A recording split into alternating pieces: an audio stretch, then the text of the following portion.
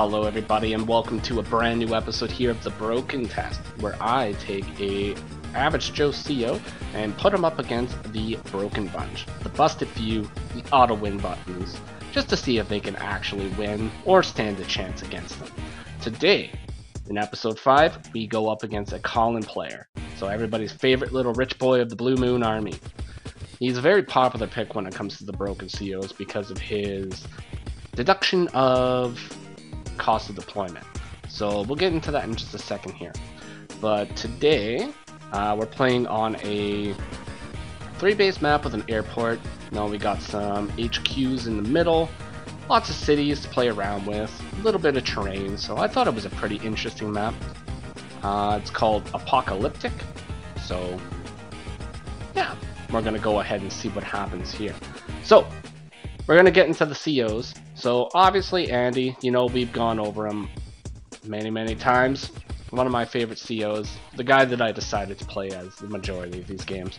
So no day-to-day abilities, however his Hyper Repair, normal co-power will heal you by 2 HP. His Super co-power will be a 5 HP heal globally with a +1 movement and 10% firepower buff. So very strong Super co-power, sort of average co-power, you know. It has its uses for sure, but you know, typically you probably should just wait for the hyper upgrade, as you'll see today. So it's super fun. Now Colin on the other hand, so Colin probably arguably one of the best COs in the game. Now he does get a -10% to his offensive abilities, so all of his units are like 90% offense, 100% defense. So there's not really anything too significant there, but the reason why a lot of people pick him is because he gets a day-to-day bonus of -10% to his, or not 10%, -20% to his deployment cost. So, for example, his infantry will only cost 800 gold to deploy. So, especially when we start to get into the bigger units like tanks, medium tanks, rockets, neo tanks, all that stuff. You see a significant deduction in their cost, right? So that's why Colin is one of the most popular picks. Like, I think his Neo tanks are actually somewhere around like 19,800 or something like that. Can't remember off the top of my head, 'cause usually don't play Colin too much. But yeah, so his normal co-power is what actually makes him truly broken. Because if it was just his co-power, or just his day-to-day ability, you know, you can arguably deal with that. Like, pushing with -10% firepower is, you know, can be rather tough sometimes. But his normal co-power Gold Rush will actually take your remaining gold amount and then multiply it by 1.5. So, for example, if you have 10,000 funds and you pop Gold Rush, you will now have 15,000 funds.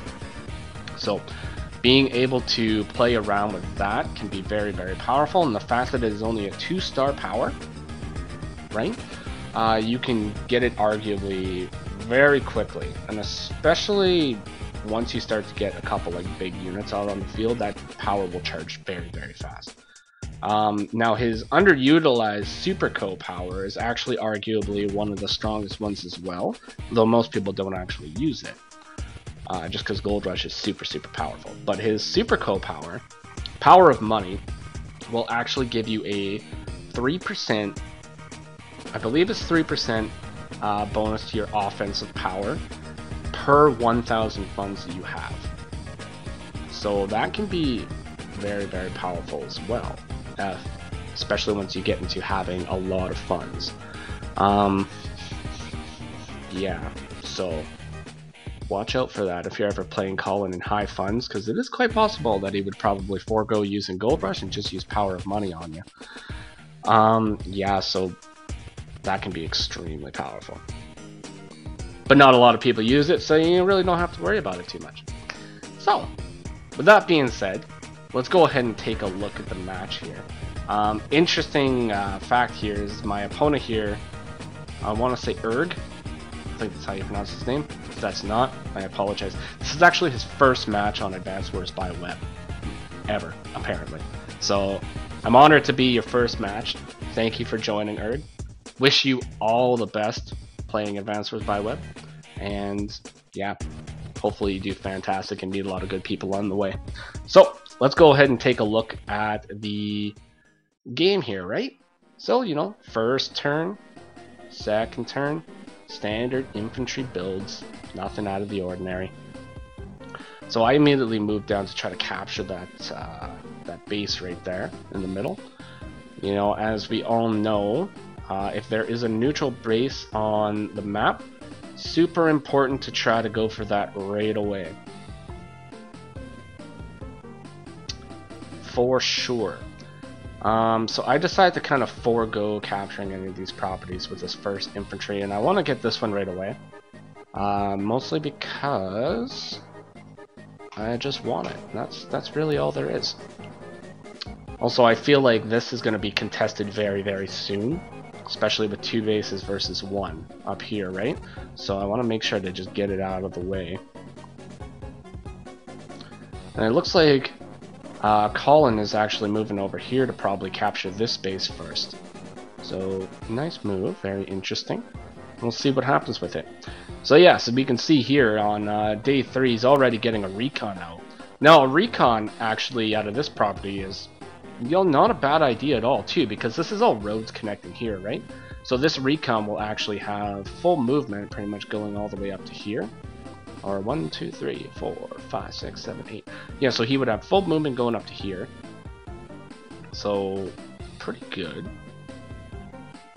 So he'd be able to move here, and then he would be able to kind of harass a lot of things around here. So, you know, good idea. Alright, so day 4 rolls around. And, you know, I'm just moving around, trying to capture some properties. I go to capture that property like I was talking about before. Just build a couple more infantry. Nothing too much out of the ordinary for sure. And Colin's moving up. So this is really cool too. It shows a lot of awareness coming from the Colin player here, because he could have, well, I mean, I guess even if he moved there, he could have captured it anyways. But he decides to move here because he's going to go for this property instead of this one. Alright, so day 5. My turn. Rolling around. Oops, pardon me. Alright, gonna go capture the airport, capture another property down by my territory. Moving over. Finish capturing that city, so now it's mine, so that's fantastic. And I decided to build a tank, because I also see that Colin has now built a tank of his own down here. So one thing that you're gonna just have to accept when it comes to playing a Colin, especially as any other character, is they are going to have more tanks than you. They're gonna have more vehicles because they can just afford it. Now the only way that you can really counter that is just with really good placement of your units and making sure that you get the first strike. And also backing it up with a lot of indirect support. Alright, so day 5. Colin moves up and actually takes a shot at my infantry with that recon of his, so that is some good early harassment. Now he's able to take that shot too, free of any counter damage, because my tank can't reach him, you know? So, good play right there.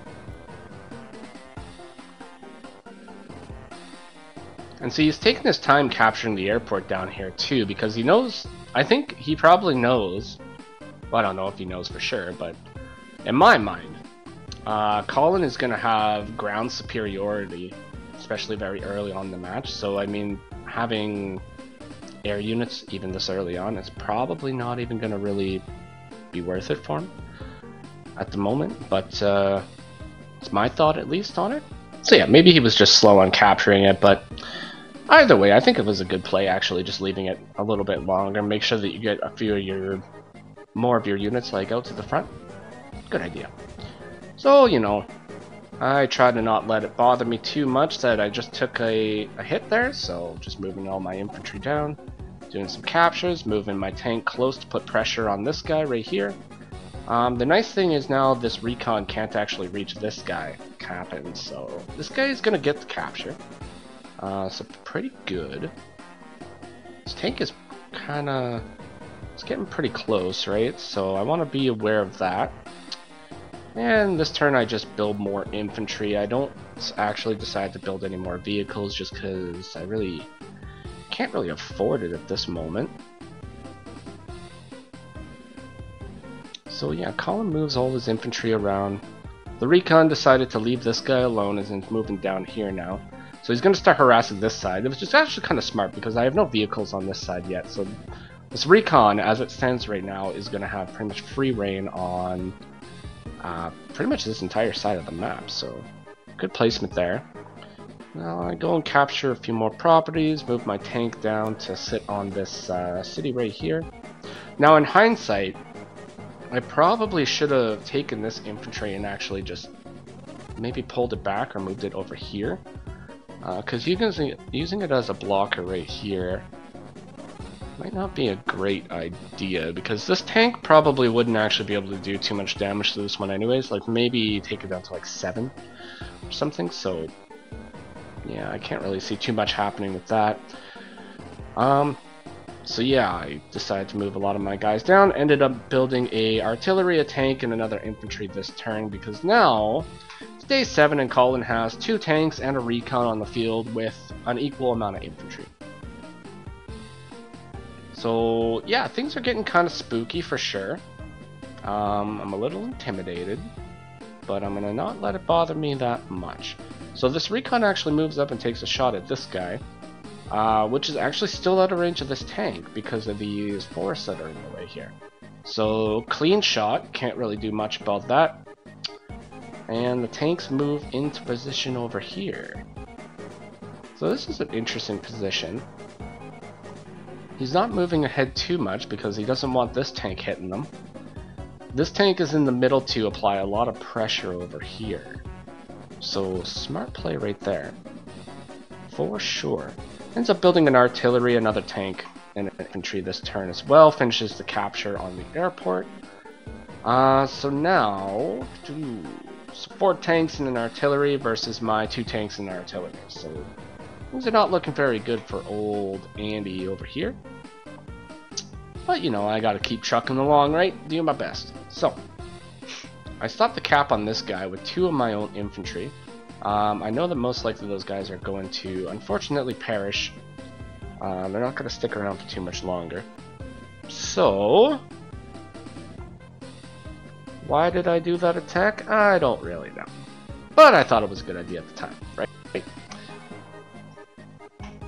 Mind you, fun fact again is all these matches are normally played live, right? So no, not really any chance to use the move plan or anything. It's just whatever your brain can think of at the time, that's what you're going to go with. Alright, so we see a lot of movement coming up here. Tanks taking shots. This recon is just doing work. That's like the 3rd infantry it managed to injure.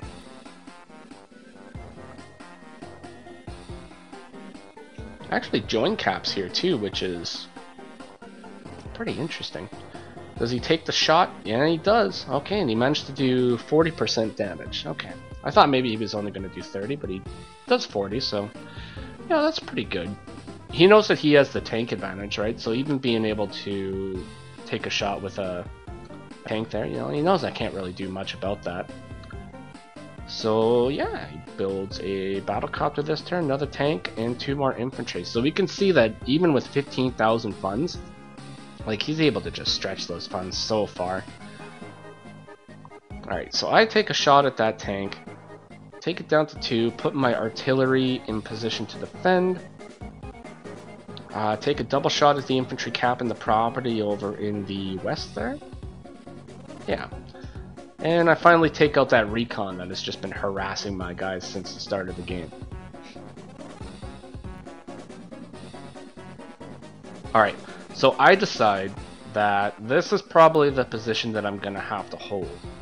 And yeah, there's also a choke point right here, although it is about 3 squares wide, so you would have to funnel a lot of units in here, but it is a good area to hold off. And it's very close to the HQ too, so you'd be able to defend that at the same time.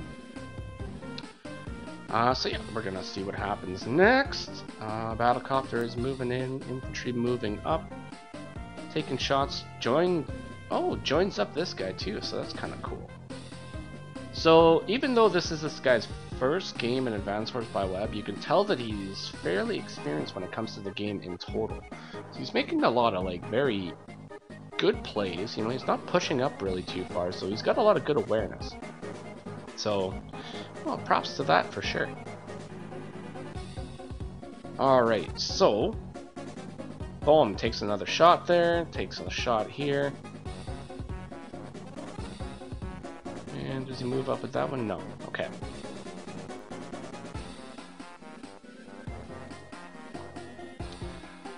So he's moving up really close with a lot of these guys, and even though these guys seem like they're out in the open. So yeah, you can see they're even out of range of this tank here. There is 2 tanks that are in range to take shots, but because this artillery unit is right here, this side is very well defended. So there's not too much that can go on there. I don't remember what my next move was, but we're gonna see what I got planned here. So I do take a shot at the infantry. Okay. Yeah, so I do realize that I'm gonna have to do something about all that, right? So I take the shot at the tank, and I follow it up with 2 infantry attacks. Now, I was thinking that maybe I could go in with this tank and take it out with that. That would have left me open for an attack here, though, which is not a good idea. Alright, so I do defend against a joint attack as well by putting my infantry right here. And I move this tank over because he's only got infantry over here, and I don't really have anything to defend against it. So I'm thinking about just using this tank as an infantry counter on this side. So we're going to see what can happen with that. And okay, so I just kind of shimmy all my units around, bring down my anti-air unit to defend against the incoming battlecopter, build a mech, another artillery, and a tank. So yeah, kind of just, okay, so I normally don't play like a whole lot of mechs, right? Now mechs are completely situational, but in this case, when against Colin, I know that he's just going to have so many tanks and they're just going to be pushing up, and I need something low cost with enough firepower to do damage to them. So I decided to build a mech there, and because he's only like 2 days away from the front, I didn't think it was too bad. Alright, so Colin decides to use Gold Rush here. He's got 23,000 funds, boosted up to 35,000. So, incredibly large amount of funds to be playing with.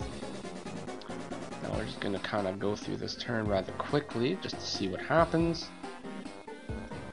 The artillery takes a shot, infantry takes a shot, tanks begin to move in, and now he kind of realizes that he can be somewhat reckless with these units, but not like super reckless because he's still out of range of a lot of things.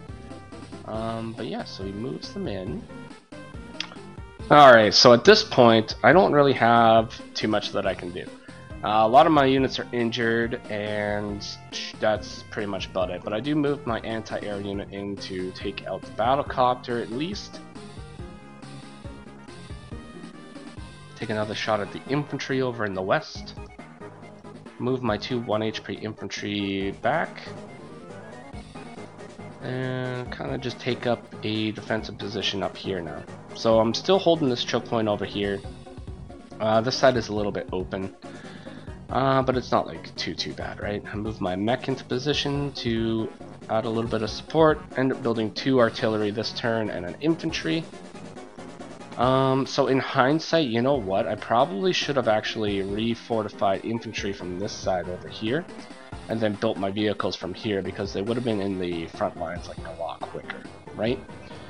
So Colin just putting up the aggression, still. Actually doing a cap on my city over here, which is pretty fun. He's currently ahead in the capture game as well. Which is not great for me, obviously, especially because he gets a discount on his price, right? So,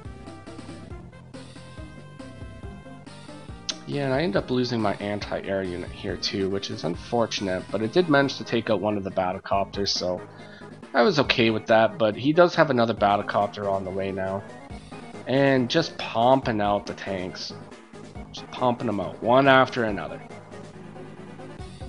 Alright, so day 12 rolls around. A lot of my units are injured. My value is like 20,000 under. So that's not too good. So I just start taking little engagements, trying to take out infantry when I can find them. Moving my units down.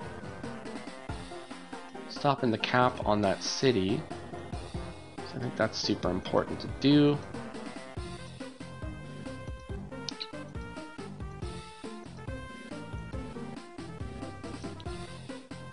Yeah, okay. So yeah, so this artillery right here is open to this guy right here. Now I'm pretty sure I moved it there knowing that also. But if he wants to take that shot, then I'm going to be able to follow it up with this attack here and a tank of my own. Unless I move my tank down, but I don't think I do. Yeah, no I don't. Okay. So I'm still about a turn or two away from having hyper upgrade as well. So you can see the tanks are just flowing in. Oh, he moves in with the medium tank and the tank to take the shot. Oh, yeah. You know what? That's a blunder by my part right there, because I didn't realize that he would be able to do that. So a bad placement by me for sure, unfortunately. But it does move quite a bit of his units up, which it might not be too bad, but I mean, so far I've not been doing very good this match. He's just got too many tanks, and I just don't have a lot to counter them at all. And he's really coming in the west with a lot more infantry too. And he decides to move 2 of his tanks over to the west to counter the 1 tank here, because he knows that, you know, if he leaves this tank alive, it's just going to keep doing damage to his guys. Alright, so I do have hyper upgrade here, so I pop it. I get some value back, but I'm still down by like a lot. So yeah, let's see what I do. Take a shot at an infantry, take another shot at an infantry. Move my anti-air down over here to actually take a shot at this one. It's kind of interesting. I should have maybe moved it over here, obviously, because of this guy, but whatever. It does damage regardless, right?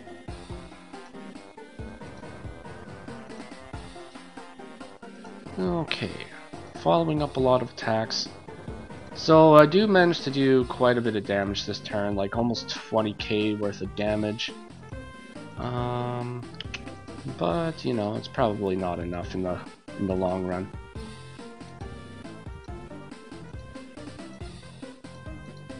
Okay, that's why I moved this guy over here. Yeah, okay, so I did have enough hindsight to buy another anti-air over here because this guy's over here. But we'll see if that is gonna do anything.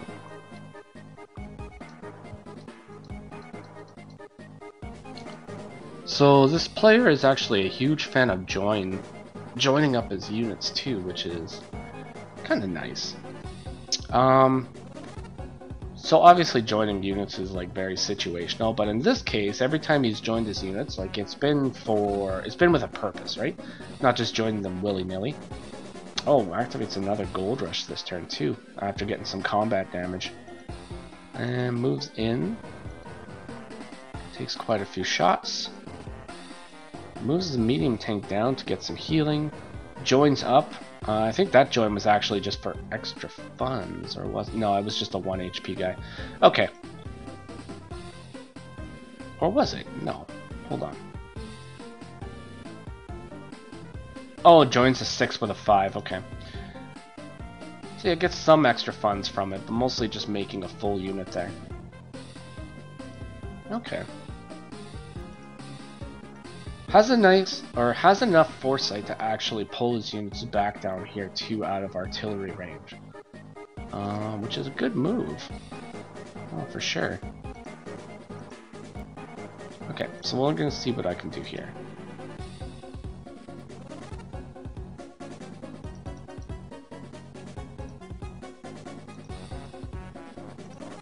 Okay, take a shot right there. End up pulling one of my artillery back. Could have taken another shot here, but he's got too much stuff right here, and I felt like if I just stayed there, he was probably going to push up on me.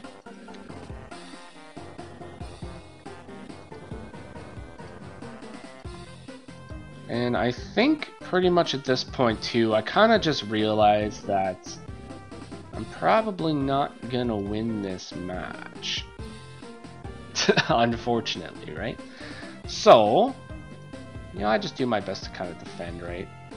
Build a battlecopter, a mech, 2 infantry this turn. Just make a straight on line right here. The one thing nice about this though is this is a match that doesn't have any con towers too, so Cullen is going to stay at that base 90% firepower, so he's going to have a difficult time actually finishing off units. So if you got a strong infantry line, then you know they'll most likely stay there for quite a bit of time.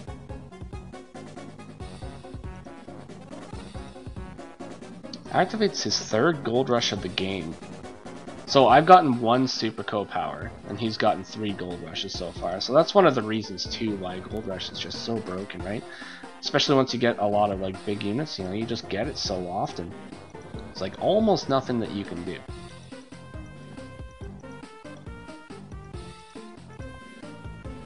But you know, I carry on. So day 15 rolls around, take a few more shots, do some damage, and out of desperation I actually activate Hyper Repair.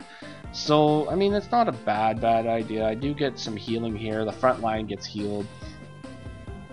So I'm hoping it'll be enough to at least repel this force, because I feel like if I can clean up a few of the units and maybe hopefully get this side, it's not looking very good though. But if I can clean up some units and like get a strong line of defense, I might be able to do something. But yeah, we'll see. Alright, so move my units forward, keeping the line strong, building 2 tanks and another infantry. Because he's got 3 medium tanks now too, right? So once those medium tanks actually find an opening, I mean, it's basically GG at that point. I mean, to be completely honest, this was probably GG like after the 2nd gold rush, but you know, I like to try. I like to see what I can do. And I do have a lot of artillery, and they're fairly well defended. The important thing here is that I don't lose this battlecopter and this anti-air unit right here. Because he's got 2 battlecopters now. So if he manages to get those in the front line, and if I lose my only defense against them, they are going to be able to swoop around to the sides, flank, assist in the destruction of the infantry, and then these medium tanks are just going to be able to push through like no problem. And that is something that we really do not want to happen. But day 16 rolls around. I move my battlecopter in to take a shot at the medium tank because it is actually out of range of everything else, so that's a safe attack. The mech moves in, takes a shot at one of the tanks. Infantry finishes off an infantry over there. And I move my tank over here to take a shot at this one. 2nd tank up in the west taking a shot. Ooh, and I try to take a shot at the artillery unit there too. So this is cool. So I actually do a little bit of shift, move my units around a little bit over to the west here to kind of refortify that choke point I was talking about earlier.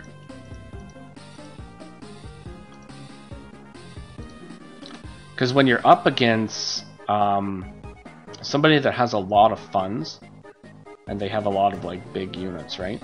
The only thing that you can really do is play around your choke points and play with your indirect units quite a bit. If you manage to position your indirects very well, and if your opponent makes a few slip-ups, then you should be able to counter a lot of what they throw at you. It is really all about patience, because you don't want to be throwing away a lot of your units, but you also have to attempt to bait your opponent into attacking. So you have to give them that sort of false sense of confidence, and then lead them right into all your artillery units. And we're probably going to see another gold rush this turn, actually. So we'll see if that happens or not. Oh no, not this turn. Ooh, yeah, okay. So I remember playing this a couple days back, right? This is the moment when I decided that it was most likely truly over, is when he built this rocket. Because Because I can tell that he was hoping to kind of overrun me with a lot of his direct combat units. And then I think at this point he was like, it's not really working as well as I thought, right? So, hey, if you can't beat them with direct combat, you toss some rockets in there and, you know, just weaken the front line with that. So that was a smart move. And it was a move that I most likely would not be able to counter or come back from.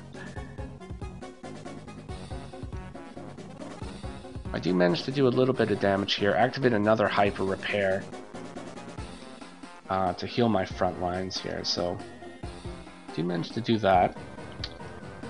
But unfortunately, I feel like it's just a little bit too late because he's playing very defensively and just staying out of range of everything. And I've resorted to buying 2 mechs now too, and a tank, so we can see the sort of desperation in the moves that I'm doing here.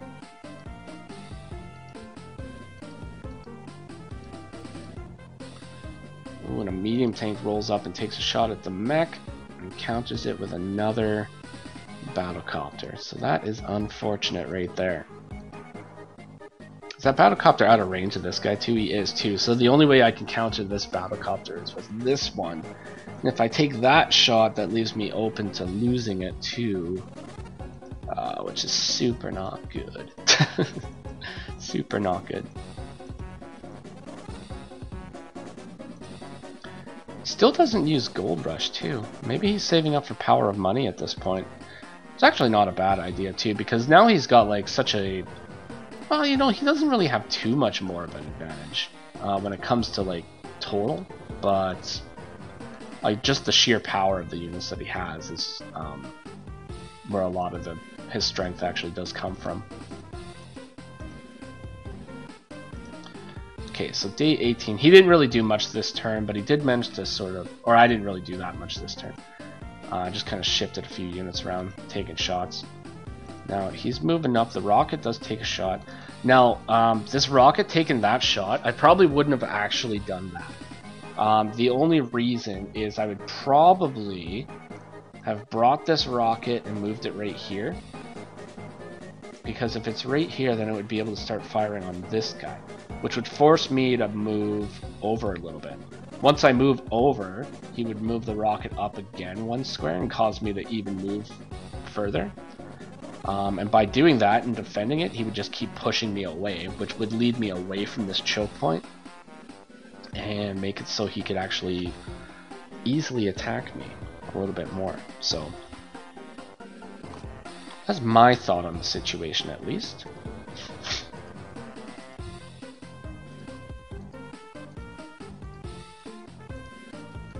Yeah, so he's just deathballing in the middle too, because he knows that he can't push up unless he gets this rocket up here to take shots, right? So, okay, so he has like so many units down here. Now I got a lot of units up here too. So, okay, so this versus this right here, it actually seems like I could potentially win this fight. Now, the real issue of this match right now is that I have devoted so much of my units to this right here that this side is pretty much completely lost.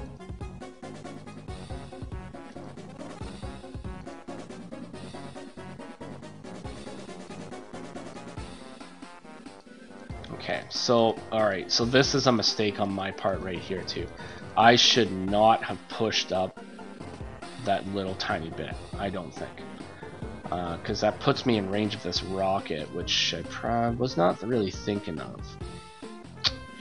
I should have actually just stayed back there. So that was a mistake.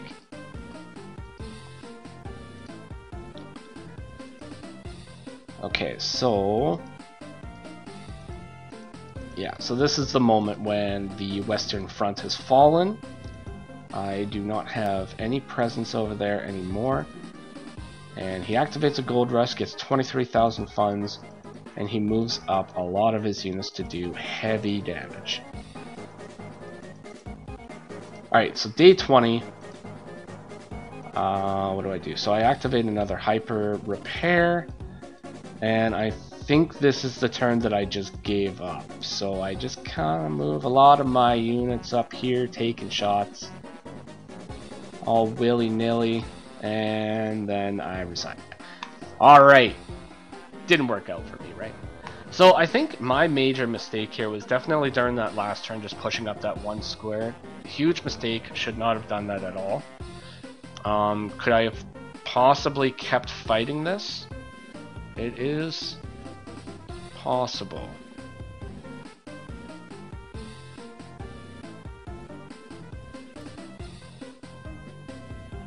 Yeah, potentially I actually probably could have actually came back from this attack here. But I felt like, you know what? Opponent played really, really well. And because I lost this front over here, he was going to be able to take these units, start capturing these properties, and just like start coming in from this side. So all in all, it would have just been a slow and agonizing defeat over time. So all in all, I felt that was a good place to kind of just end it right there. So props to my opponent. Very well fought match, very well played. Great movement all around. Wish you the best of luck in advance for his buy web, like I said before. I think you're going to do fantastic. But all in all, we can see here just the sheer power of minus 20% deployment cost and the gold rush ability. The fact that he managed to get, I think it was, what was it? 3 medium tanks, 2 rockets, 2 copters, and just all that other stuff, right? The fact that he managed to get all those on the field, just insanely powerful. So, yeah, that's Colin, everybody. Everybody's favorite little rich boy of the Blue Moon Army. So, yeah, he's a tough one to go against. But, either way, I won't let it deter me. I'm gonna be fighting another Colin again someday. But until then, this has been the Broken Test episode 5. I thank you very much for watching. Please like, comment, and subscribe. Stick around in the next couple of weeks where you're going to have the Broken Test episode 6, where I believe we are going to be going up against, I think, the last person on the list, which is a sensei. So get ready for the zombie apocalypse, everybody. Alright. Until then, this has been Mr. Cannon, aka Semi-Original Guy, and I will see you again soon. Take care. Bye-bye for now.